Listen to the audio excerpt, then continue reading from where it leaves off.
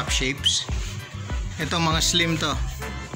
Ito 700 ml to 1 liter.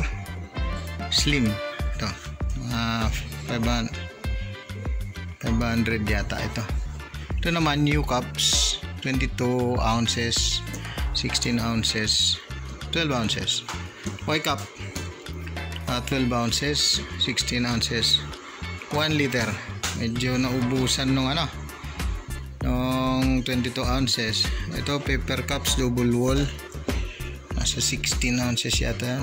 May mas maliit na slim yan.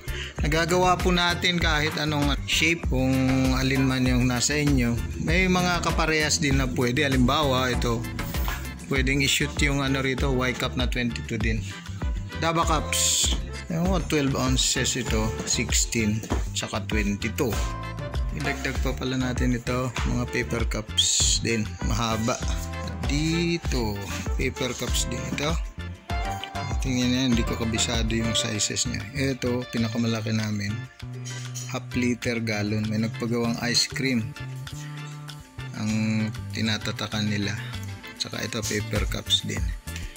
So, yan yung mga nagawa namin. Meron pa kaming nagawan ng noon, plant pots. So, ito po, pwede nating sabayan yung shape ng inyong mga cups. Pero dun sa gawa namin pang print, LSD multi-print. Yan, yung machine na yan, pwede dun. Tapos yung nandun, ito, pang milk tea cups po ito.